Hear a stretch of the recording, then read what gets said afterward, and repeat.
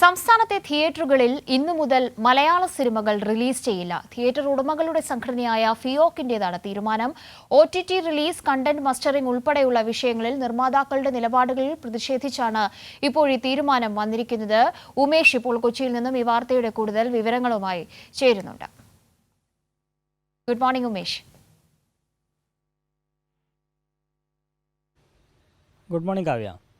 ഇന്നു മുതൽ ഈ സിനിമകൾ റിലീസ് ചെയ്യില്ല എന്നൊരു തീരുമാനത്തിലേക്ക് ഫിയോക്ക് എത്തിയിട്ടുണ്ട്. ഈ നിലവിൽ പ്രദർശനം തുടരുന്ന പുതിയ സിനിമകൾ സംബന്ധിച്ച് ഏതെങ്കിലും നിലയ്ക്കുള്ള തീരുമാനങ്ങൾ ഉണ്ടോ എന്നൊരു വലിയ സംശയം ഇപ്പോൾ പ്രേക്ഷകർക്കിടയിൽ നിലനിൽക്കുന്നതായി മനസ്സിലാക്കുന്നു.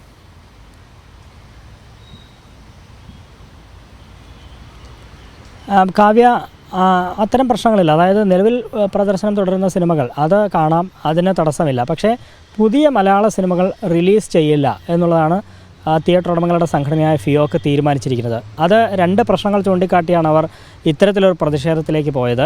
ഒന്ന്, OTT കരാർ ലംഘനം തുടർച്ചയായി ഉണ്ടാകുന്നു എന്നുള്ളതാണ്.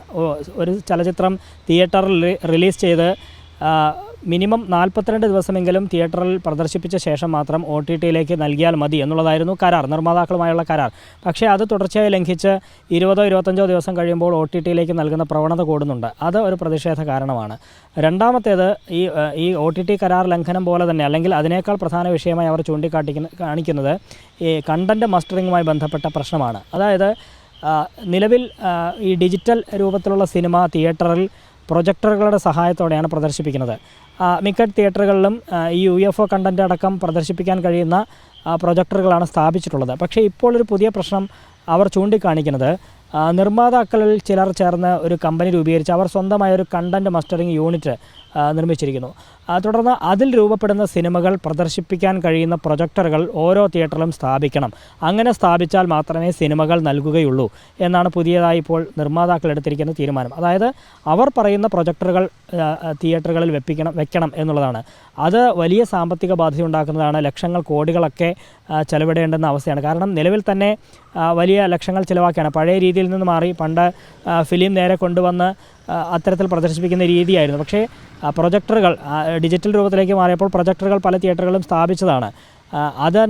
അത് തന്നെ ലക്ഷങ്ങൾ മുടക്കിയാണ് അത്തരത്തിൽ ചെയ്തിട്ടുള്ളത്. പക്ഷേ അതിലുപരിയായി ഇപ്പോൾ പ്രൊഡ്യൂസർമാർ, നിർമ്മാതാക്കൾ നിർദ്ദേശിക്കുന്ന പ്രൊജക്ടറുകൾ തന്നെ വെച്ച് അവരുടെ സിനിമകൾ പ്രദർശിപ്പിക്കണമെന്നൊരു നിർബന്ധം പിടിക്കുന്നു. അത് വലിയ സാമ്പത്തിക പ്രശ്നം ഉണ്ടാക്കുന്നതാണ്. അതുകൊണ്ട് ഒരു കാരണവശാലും അംഗീകരിക്കാൻ കഴിയില്ല. ഈ ഒരു നിലപാടിൽ പ്രതിഷേധിച്ചുകൊണ്ടാണ് മലയാള സിനിമകൾ ഇന്നു മുതൽ റിലീസ് ചെയ്യേണ്ടതില്ല എന്നൊരു തീരുമാനമെടുത്തിരിക്കുന്നത്.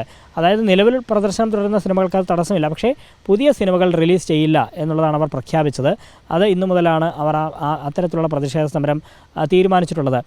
ഈ തിയേറ്റർ ഉടമകളുടെ ഈ നിലപാടിനെതിരെ കഴിഞ്ഞ ദിവസം ഫെഫ്ക അടക്കമുള്ള ചലച്ചിത്ര സാങ്കേതിക പ്രവർത്തകരുടെ സംഘടന നേതൃത്വമടക്കം രംഗത്ത് വന്നതാണ്. FEFKA general secretary B. Unnikrishnan ഇതുമായി ബന്ധപ്പെട്ട് വാർത്താക്കുറിപ്പ് ഇറക്കിയിരുന്നു.